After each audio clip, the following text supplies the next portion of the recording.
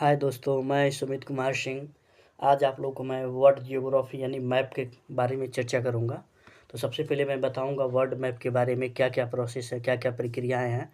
World map को हम कैसे पढ़ते हैं, कैसे उसकी स्टडी करते हैं, कैसे इसके उसके की पॉइंट पे जाते हैं।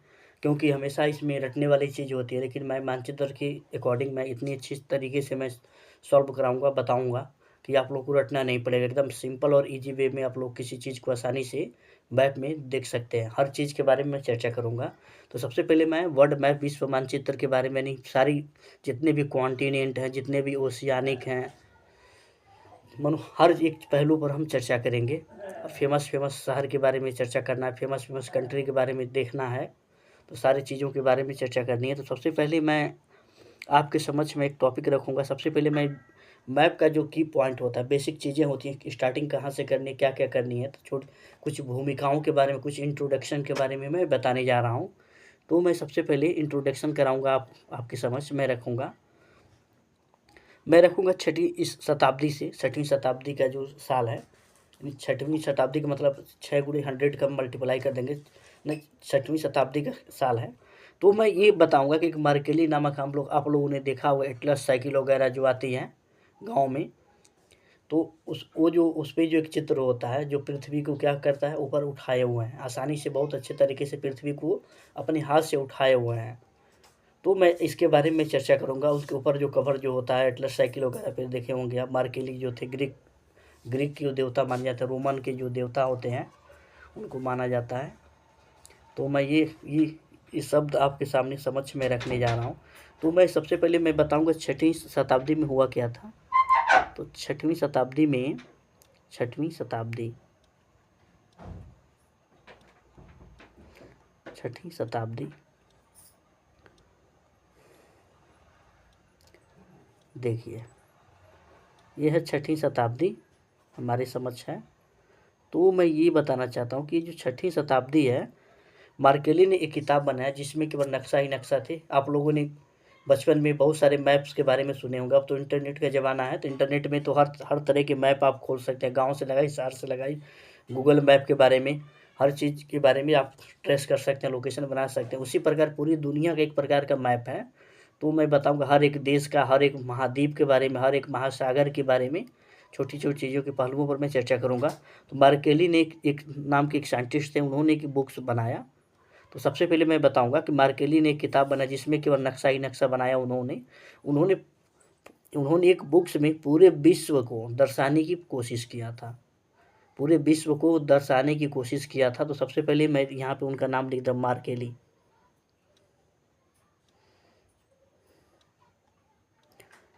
ये है मार्केली। इन्होंने क्या किया था, एक बुक्स बनाया था, यानी किताब बनाया था। तो उसमें केवल क्या थी, नक्शा ही नक्शा था। तो उसमें उन्होंने क्या कहते हैं, एक बुक का फॉर्मेशन किए थे। उसमें केवल क्या था, नक्शा ही नक्शा था। तो मैं ये बताने की कोशिश कर रहा हूँ कि उसमें केवल नक्शा था। तब बाद में अब मैं बताऊँगा कि ये तो बुक्स बनाए, उसी बुक्स को एटलस नाम रखा गया। मार्केली के द्वारा जो बुक्स बनाया गया जिसमें केवल मैप थे, मानचित्र था, उस बुक को ही क्या कहा गया, एटलस कहा गया। आज आप लोग एक्सफोर्ड का एटलस देखते हैं, खान सर का भी एटलस है, तो ये एटलस है, इसी को हम कहते हैं एटलस। अब एटलस होता क्या है, ऐसी किताब जिसमें बहुत सारी नक्शाएं बनाई जाती हैं, उसे एटलस कहते हैं। और मार्केली ने एटलस का कवर लगा दिया। और ग्रीक में एटलस के देवता को बताया गया जो पृथ्वी की क्या करते हैं, बोझ को उठाए हुए हैं। यानी रोमन में, ग्रीक में वो क्या प्रकार के देवता हैं जो पृथ्वी को क्या किया, हाथ से उठाए गए हैं। आप लोग एटलस साइकिल वगैरह पे देखे होंगे, बनाया गया रहता है। तो मैं ये बताना चाहता हूँ, मार्केली के द्वारा एक बुक से लिखा जिसमें केवल क्या था, मैप ही मैप था। केवल क्या था उस किताब में, केवल नक्शा था। केवल क्या था उसमें, केवल मैप यानी मानचित्र था। मैप यानी मानचित्र।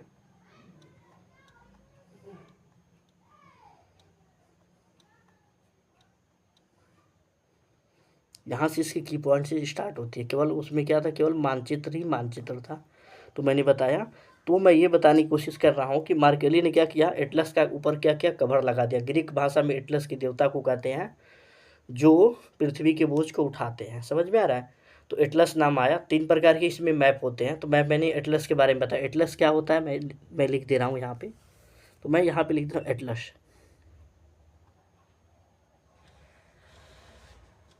एटलस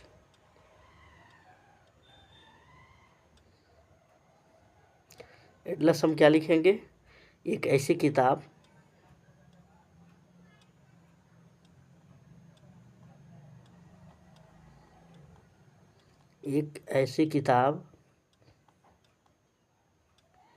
राइटिंग भी मत जाइएगा, मेरे शब्दों पर ध्यान दीजिएगा। एक ऐसी किताब जिसमें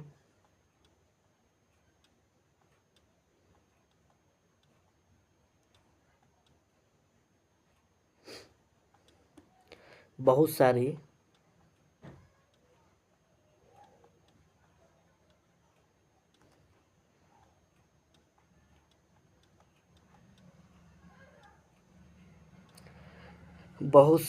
नक्शा बनाई गई।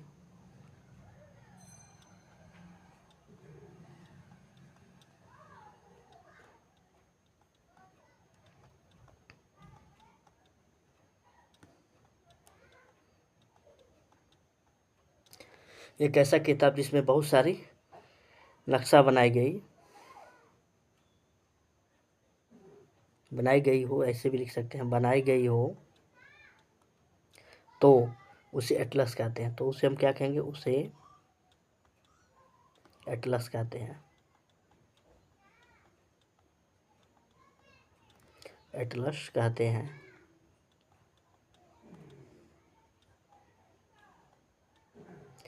अब देखिए, मैंने एटलस की जो डिफिनीशन है कि उसमें एक ऐसा बुक्स होगा जिसमें बहुत सारे नक्शाएं बनाए गए होंगे, उसे हम क्या कहते हैं? एटलस कहते हैं। और एक मार्केली जो थे, अभी जो उनके बारे में बताया, मार्केली।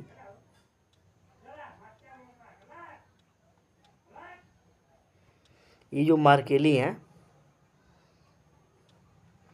इन्होंने क्या किया?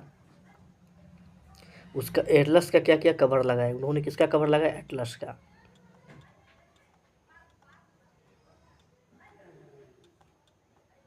एटलस का कवर लगाया। समझ में आ रहा है? लगा दिया या लगाया, ठीक। एक होता है ग्रीक भाषा, तो ग्रीक जिसको हम बोलते हैं, तो ग्रीक भाषा में ये देवता है।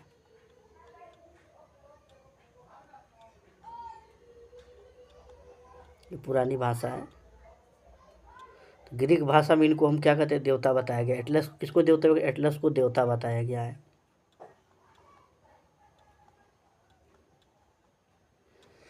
जैसे हम लोग हिंदू परंपरा में हम ये जानते हैं कि यहाँ पे कहावत है कि नाग बाबा के फट पे पृथ्वी टकी टिकी हुई है, वैसे इसी प्रकार के ग्रीक रोमन साम्राज्य में एटलस है। तो एटलस उनको देवता मानते हैं जो पृथ्वी के भार को क्या करें? उठाए गए हैं। समझ में आ रहा है? लेकिन ऐसा होता नहीं है, केवल उन लोगों की परंपराएं हैं, आडंबर है, धार्मिक चीज़ें हैं। ये सब चीज़ों पर बारे में मैं बता रहा हूँ। तो मैं ये सब चीज़ों के बारे में बताया। इन्होंने क्या किया? वो जो देवता है वो क्या किया? पृथ्वी को क्या किए हैं? अपने हाथ, पृथ्वी के बोझ को क्या किया? अपने ऊपर उठाए हुए हैं। जो पृथ्वी का बोझ उठाता है, मैं लिख दे रहा हूँ, जो पृथ्वी का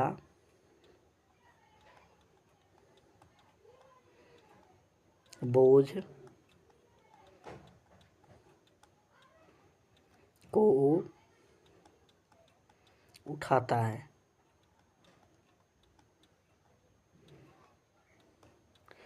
यहाँ तक मैंने बताया, और इसी के नाम पर एटलस नाम आया।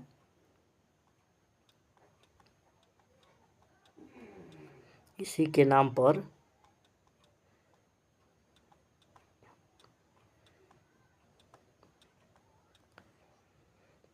एटलस शब्द चर्चा में आया।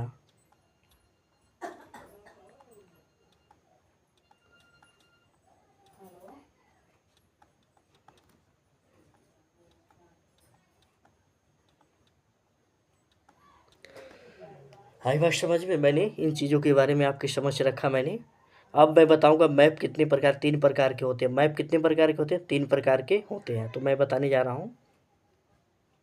अब मैं मैप पे चलूँगा सीधे। मैप 3 प्रकार के होते हैं। कौन कौन से?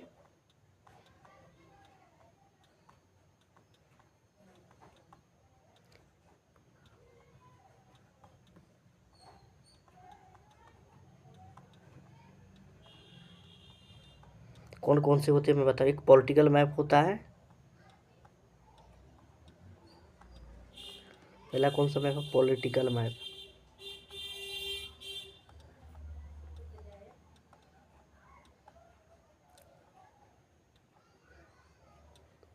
तो दूसरा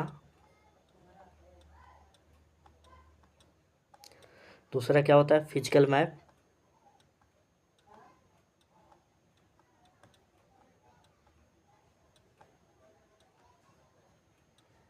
और तीसरा होता है थीमेटिकल मैप।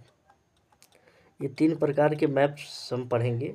एक होता है थीमेटिकल, एक और होता है एक ब्लैंक मैप हो जो खाली होता है, जिसपे हम मैप को बनाते हैं। थीमेटिकल।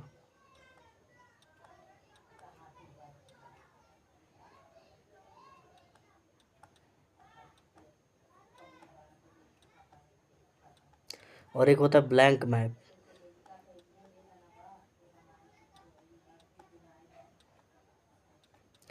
इतने सारे शब्दों के बारे में मैंने चर्चा किया। अब मैं आगे बढ़ रहा हूँ।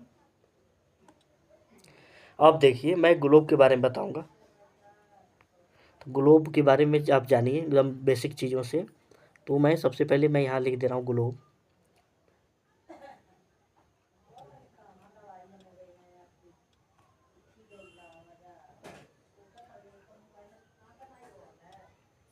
ये ग्लोब।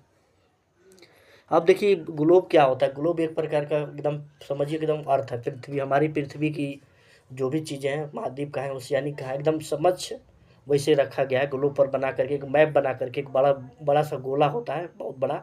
उस गोले के ऊपर हर प्रकार के मैप को क्या किया जाता है? ड्रा किया जाता है, यानी खींच दिया जाता है। तो उसको हम ग्लोब कहते हैं। जो हमेशा क्या होता है, पृथ्वी की एकदम समझ एकदम वैसे ही दिखता है। और पृथ्वी में जितने प्रकार की चीज़ें हैं, जो भी चीज़ें, उनका सबका मानचित्र के एक और सहारे से उस पर क्या क्या दर्शाया गया है। तो वो ग्लोब होता है। अब हम ये जानेंगे,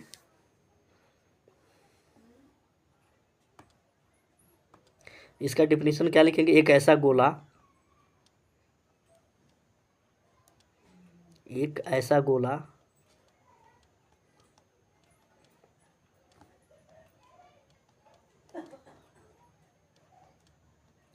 एक ऐसा गोला जो पूरी पृथ्वी को उस पर मानचित्र बनाकर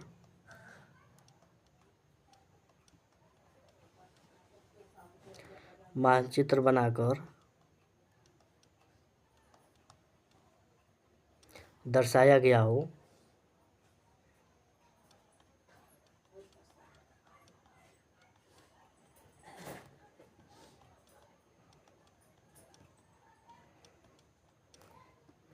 उसे ग्लोब कहते हैं। उसे हम क्या कहेंगे? ग्लोब।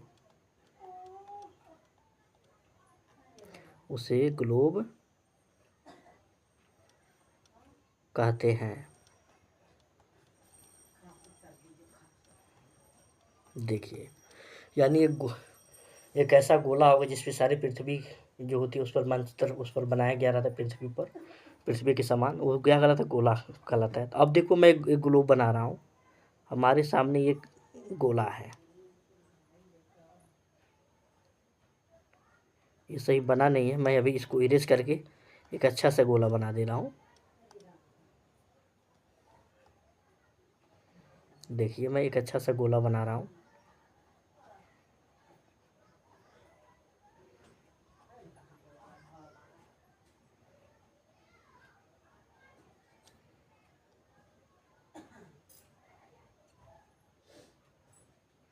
देखिए मैंने इरेज कर दिया।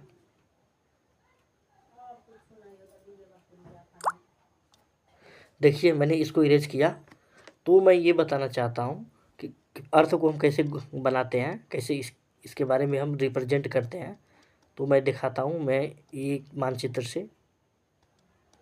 तो ये है मेरा गोला।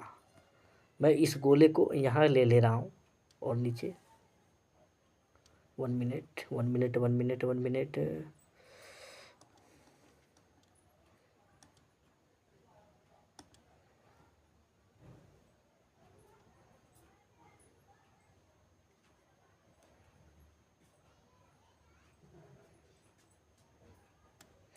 तो मैं ये बताने की कोशिश कर रहा हूँ कि गोला है।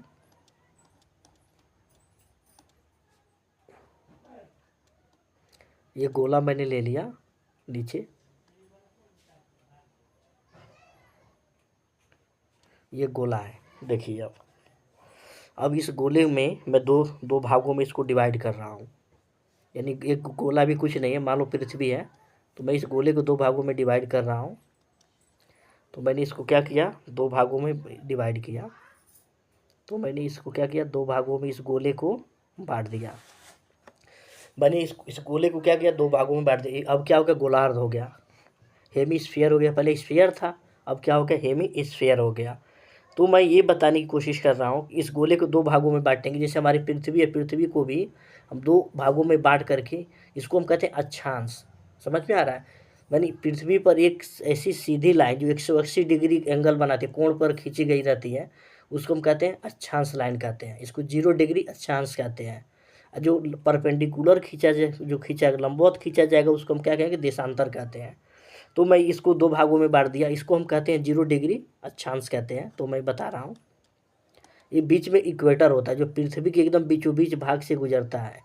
इसको हम भूमध्य रेखा कहते हैं। भूमध्य रेखा क्यों कहते हैं, क्योंकि पृथ्वी के बीचों बीच से होकर गुजरता है, जो पृथ्वी को 2 भागों में बांट देता है। एक को उत्तरी गोलार्ध कहते हैं, दूसरे को हम क्या कहते हैं, दक्षिणी गोलार्ध कहते हैं। अब ये 0 डिग्री जो अक्षांश है हमारा, 1 मिनट, ये जो 0 डिग्री अक्षांश है, तो इसको मैं रिप्रेजेंट कर रहा हूँ। 1 मिनट, कहाँ चला गया पेंसिल। देखिए, और सबसे पहले इस लाइन को जो इरेज करना पड़ेगा।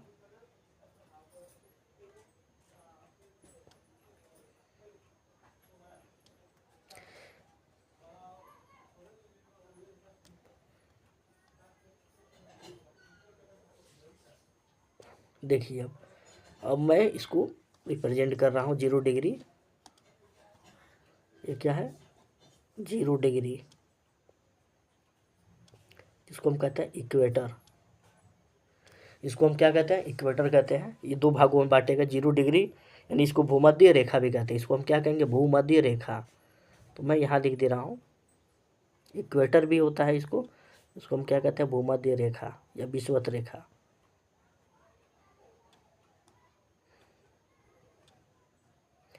भूमध्य रेखा। राइटिंग पे आप लोग मत जाइए, अभी प्रैक्टिस चल रहा है। तो भूमध्य रेखा हो गया। तो इसी को हम कहते हैं विषुवत रेखा। इसी को हम क्या कहेंगे, इक्वेटर कहते हैं। इसी को हम क्या कहेंगे, विषुवत रेखा। इसी को हम क्या कहते हैं,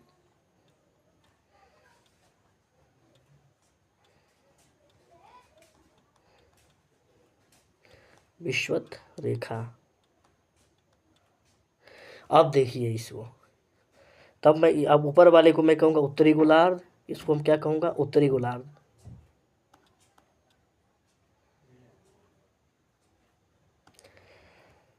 ऊपर वाले को हम कहते हैं उत्तरी गोलार्ध, नॉर्थ पोल। नीचे वाले को कहते हैं उत्तरी गोलार्ध, इसको कहेंगे हम उत्तरी गोलार्ध। उत्तरी गोलार्ध।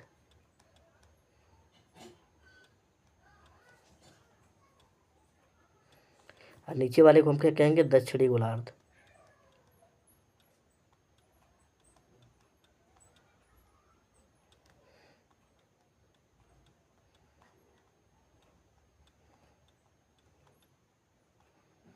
ये मेरा दक्षिणी गोलार्ध, ये क्या है, उत्तरी गोलार्ध है। और ये हमारा क्या, अर्थ है, पृथ्वी। तो मैं ये बताने की कोशिश करूँगा अब। इसको दो भागों में मैंने बांटा, इक्वेटर है, अब इक्वेटर अभी और भी लाइन है, हम देखेंगे 23.5 डिग्री होता है नॉर्थ में, 23.5 डिग्री साउथ में, 66.5 डिग्री नॉर्थ में, 66.5 डिग्री साउथ में होता है। सारे बताऊंगा उष्णकटिबंधीय क्या होता है, शीतोष्ण कटिबंधीय क्या होता है, उपोष्ण क्या होता है, पोलर क्या होता है, टुंड्रा और टैगा क्या होता है, सब मैं चर्चा करूँगा, इसके बारे में चर्चा करूँगा। अब पृथ्वी क्या होती है अपने अक्ष और अपने तल से क्या होती है, झुकी होती है, तो मैं इसके बारे में बताने जा रहा हूँ। ग्लोब क्या होता है, पृथ्वी को अपने अक्ष तथा अपने तल से झुकना मैं बता रहा हूँ। पृथ्वी को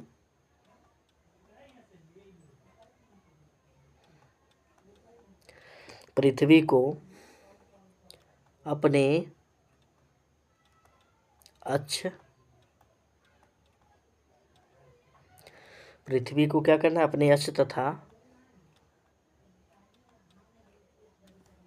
अपने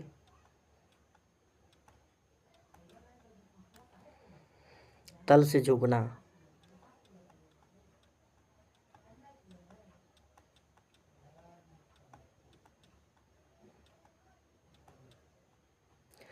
देखो, पृथ्वी को अपने अक्ष तथा अपने तल से झुकना, तो सबसे पहले मैं ये जानेगा अपने अक्ष से कितना झुकती है और अपने तल से कितना झुकती है पृथ्वी जो होती है। तो सबसे पहले मैं देखूंगा अपने ये अक्ष से कितने अंश झुकी रहती है। अपने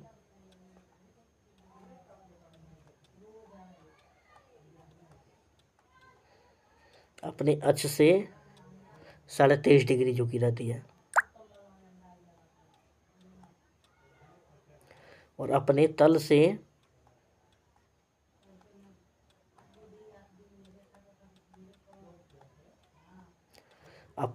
कितने होती है, 66.5 से ही 1/2 डिग्री। आई बात समझ में। तो मैंने बताया, तो इसके बारे में बताऊँ क्यों झुकी रहती है, कैसे झुकी रहती है, मौसम कैसे कैसे परिवर्तन होता है, दिन और रात कैसे होता है, सब चीज़ों के बारे में चर्चा करूँगा।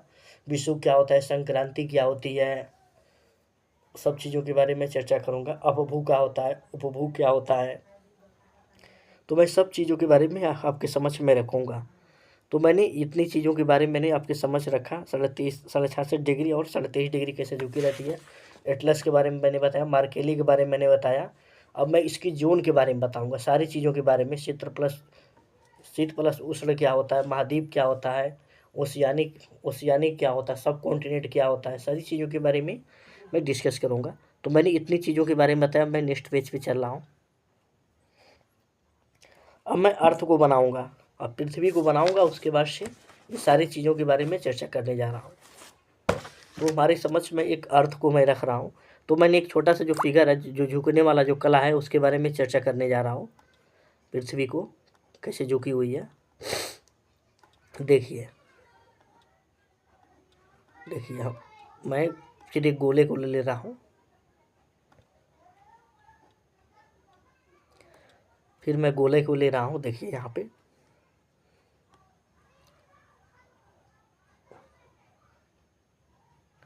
1 मिनट मिस्टेक हो गया, तो मैं फिर इसको कट करके देखिए, फिर मैं गोले को दोबारा लेने का प्रयास करूँगा, इस गोले को।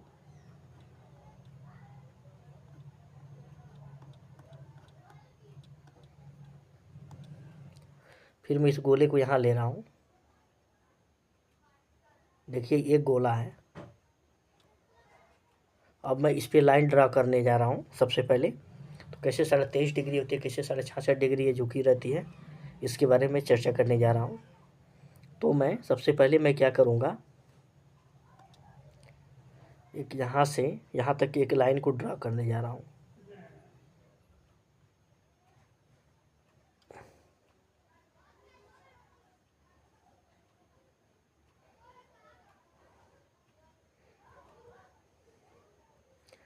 देखिए मैंने इस लाइन को ड्रा किया और उसके बाद से ये मेरी लाइन है, और एक लाइन ऐसे ड्रा करने जा रहा हूँ।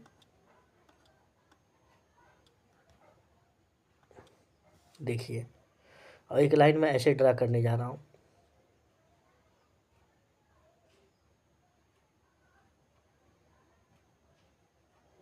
ऐसे अब देखिए ये तो हो गया।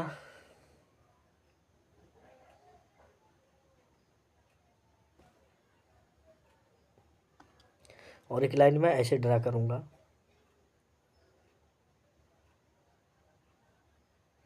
इसमें 19 डिग्री का तो मैं ड्रा करने जा रहा हूँ।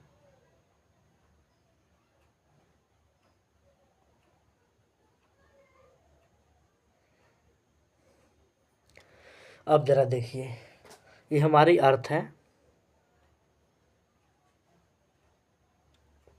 अब देखिए मैं बताने की कोशिश करूँगा। तो ये तो बन गया। अब देखिए ये जो झुकाव है इसका जो झुकाव है ये वाला,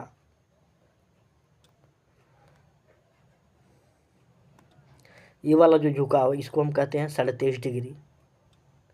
23 सही 1/2 डिग्री। और जो बीच वाला जो झुकाव है ऊपर, इस वाले को कहते हैं 66 सही 1/2। तो मैंने बताया कैसे अपने अक्ष से, जो एक अक्ष से होता है एक क्या होता है तल से होता है। तो मैंने यहाँ लिख दे रहा हूँ एक्सिस से, यानी अक्ष से। अक्ष से हम क्या लिखेंगे एक्सिस। कितने, तो 23.5 डिग्री। 23 सही 1/2 डिग्री। और तल से कितना झुका हुआ है, तल से तो मैं बताने की कोशिश कर रहा हूँ। तो तल से होता है ये 66 डिग्री का होता है। तो मैंने इन सब चीज़ों के बारे में आपके समझ में नहीं रखा। एक और मैं फिगर बनाने जा रहा हूँ, तो इसको ध्यान से देखिएगा।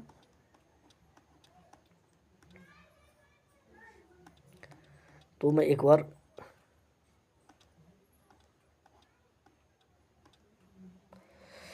यहाँ पे एक और लाइन ड्रा करूँगा।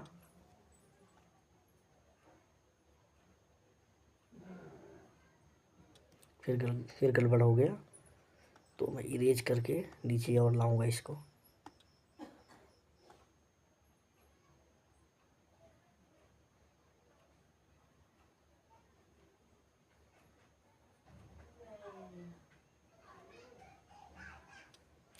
अब मैं इसको इरेज करके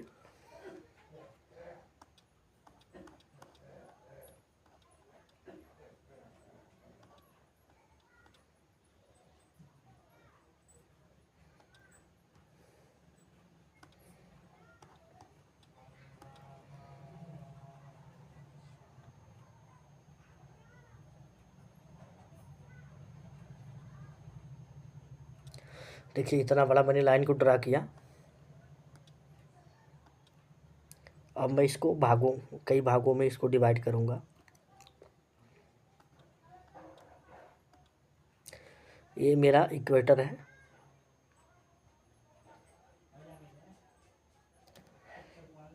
ये इक्वेटर हो गया। और ये मेरा हो गया कर्क रेखा।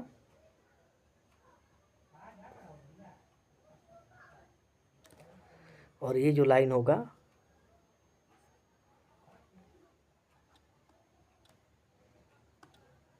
ये जो होगा ऊपर वाला 66.5 डिग्री का मैं यहाँ बना दे रहा हूँ येलो लाइन। और यहाँ बना दे रहा हूँ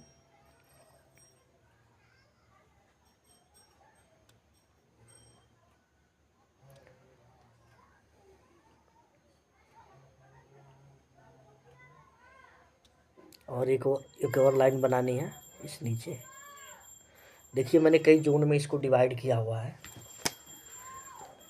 तो मैं बताने के ये प्रयास कर रहा हूँ कि ये जो बीच का जो एरिया है 1 मिनट, ये जो बीच का जो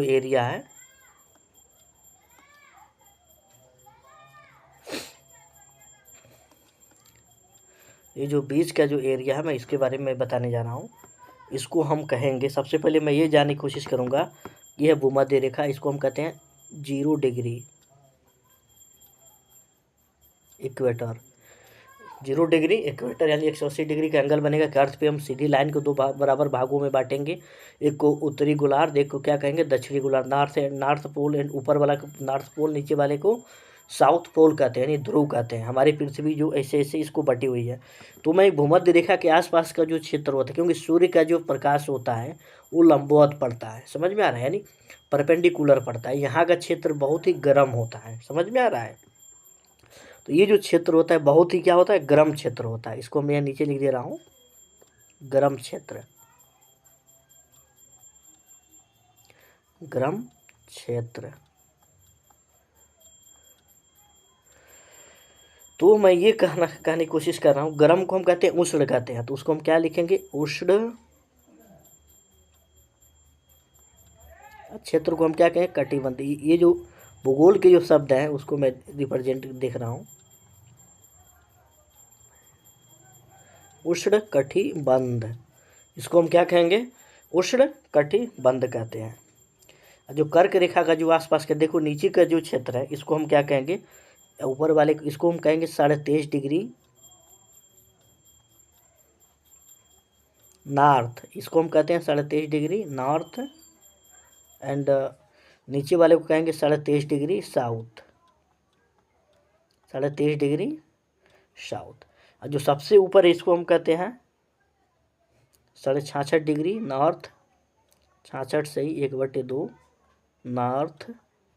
और इसको कहेंगे 66 सही 1/2 साउथ।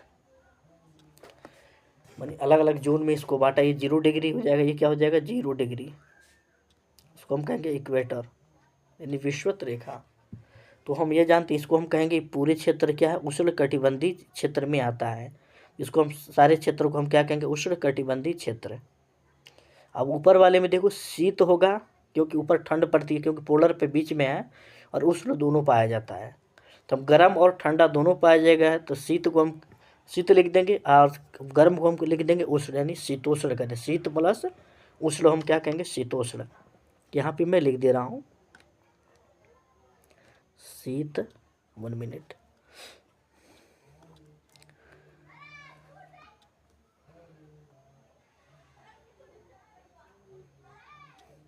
तो हम यहाँ पे लिख दे रहा हूँ, तो मैं यहाँ लिख दे रहा हूँ, यहाँ पे होगा शीत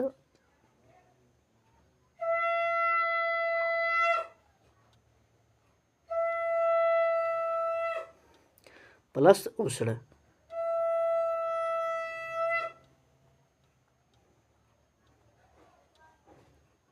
इसको हम कहेंगे शीतोष्ण। इसको हम क्या कहेंगे, शीतोष्ण।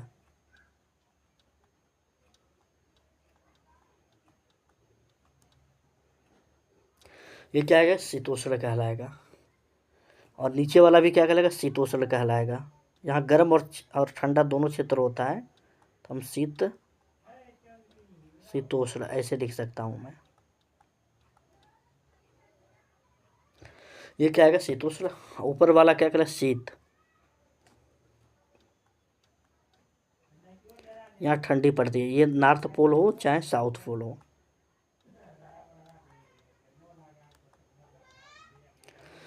ये क्या कहलाएगा, शीत कहलाएगा, यानी कोल्ड होगा ये दोनों। तो मैंने बताया किन किन क्षेत्रों में क्या क्या होता है। अब सबके अलग अलग नेम्स होते हैं। जैसे मान लो ये, इसको हम भूमध्य रेखा के बारे में बताया, इसको हम कहेंगे कर्क रेखा। इसको ये कौन सा रेखा है, कर्क रेखा, कर्क रेखा।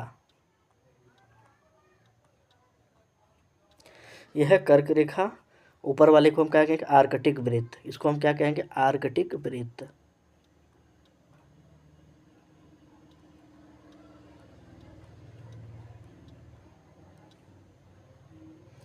आर्कटिक वृत्त, क्योंकि ये पृथ्वी क्या है, गोल है, तो गोल पे हम खींच एक लाइन ड्रॉ करेंगे तो आएगा।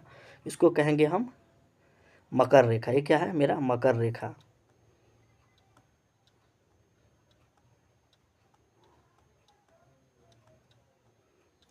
और नीचे वाला का अंटार्कटिक होता है, इसको हम कहते हैं अंटार्कटिक।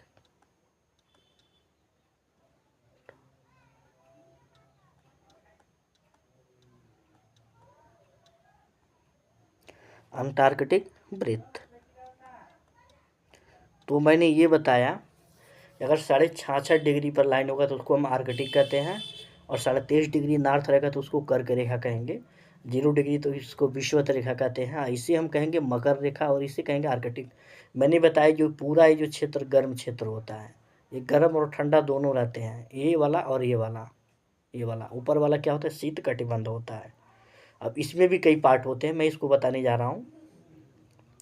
तो मैं अब आगे चल रहा हूँ। सूर्य कभी यहाँ रहेगा, कभी इधर इधर लंबवत आते जाते रहता है, तो सब सारे रेखा पर कभी इस पे जाएगा, कभी इस पे जाएगा, कभी इस पे जाएगा, कभी इस पे जाएगा। तो मैं चर्चा करूँगा इसके बारे में क्यों होता है। अब नेक्स्ट में मैं चल रहा हूँ, अब मैं आगे बढ़ रहा हूँ। तो देखिए इसमें फिर मुझे एक और लेना पड़ेगा, ड्रा करना पड़ेगा।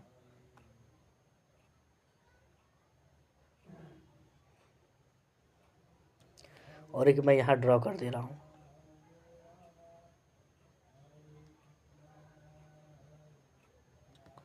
One minute.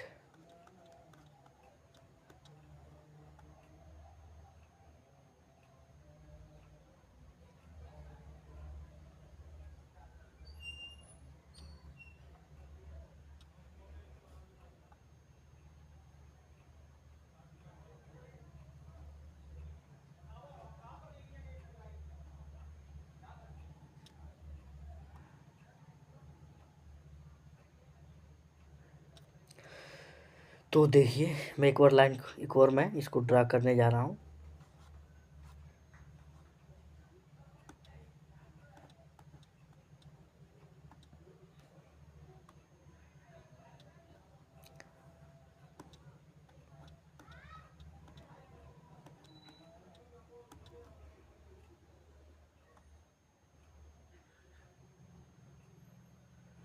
देखिए ये मेरे पास दो अर्थ को मैंने ड्रा किया, गोले को, और इस गोले को मैं कई कई भागों में डिवाइड करूँगा।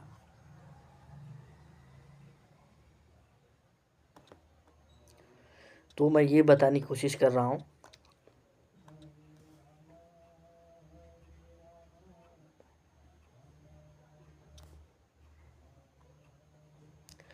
अब इसको देखिए।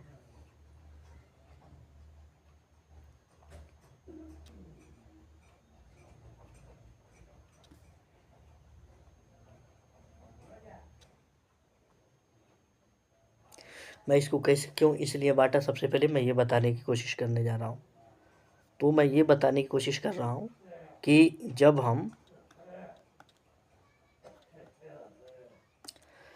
जब हम इसको सबसे ऊपर पोलर वाले को देखेंगे तो इसको हम कहते हैं, इसमें दो होता है, जिसे हम शीत कटिबंध में हम लोग पढ़े थे, इसको हम कहते हैं शीत कटिबंध। इसमें दो भाग होता है, एक ये ऊपर वाला क्या है, शीत कटिबंध, यह है शीत कटिबंध।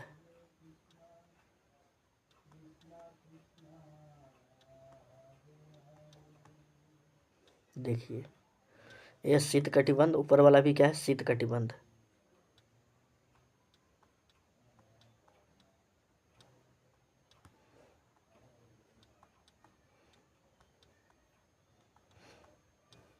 One minute.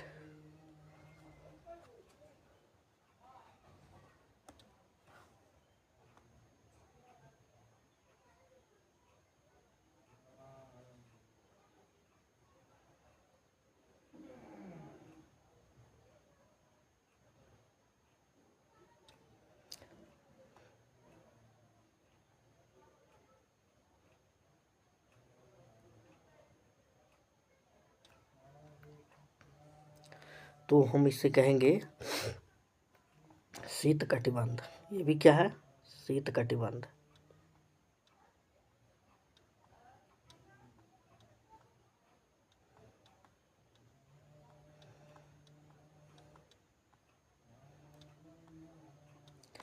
ये क्या है, शीत कटिबंध। अब देखो शीत कटिबंध में भी दो भाग होता है इसका, एक होता है टुंड्रा, एक होता है टैगा, एक होता है टुंड्रा,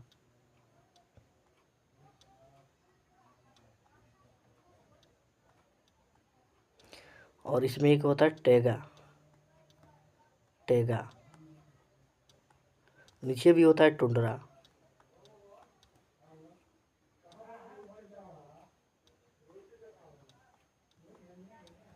और इसमें होता है टैगा। तो मैं ये बताने की कोशिश कर रहा हूँ कि जो ऊपर वाले का जो भाग होता है उसको हम टुंड्रा कहते हैं, उसको हम कहते हैं टुंड्रा, नीचे वाले को क्या कहते हैं, टैगा। तो पूछेगा कि इसमें सबसे गर्म और सबसे ठंडा क्षेत्र क्या होता है, तो सबसे जो होगा, जो टुंड्रा का जो भाग होता है, टुंड्रा क्या होता है, सबसे ठंडा होता है। तो इसमें एक टुंड्रा होगा, एक क्या होगा, टैगा होगा। तो सबसे ऊपर वाला जो टुंड्रा होता है उसको, इसको हम, एक वाले भाग को हम क्या कहते हैं, टुंड्रा। एक वाले भाग को हम क्या कहते हैं, टुंड्रा। इसको हम हिंदी में लिख दे रहा हूँ, टुंड्रा।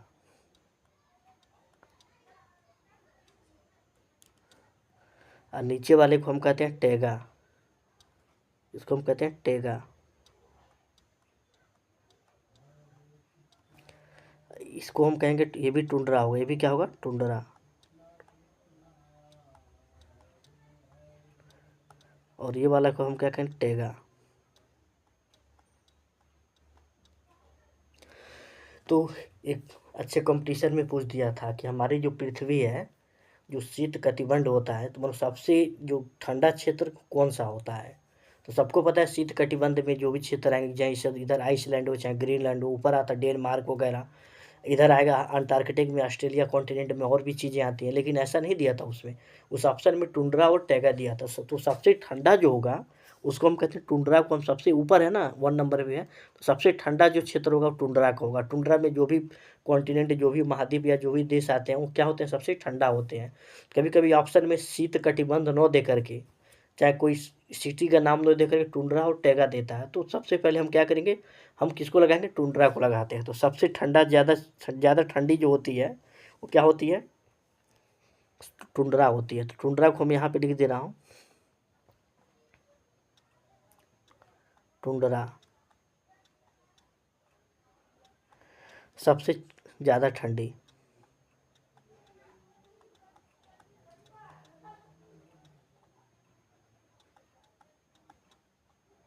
सबसे ज़्यादा ठंडी। अब इस क्लास को मैं यहीं पे रोक रहा हूँ, फिर नेक्स्ट क्लास में हम लोग मिलेंगे।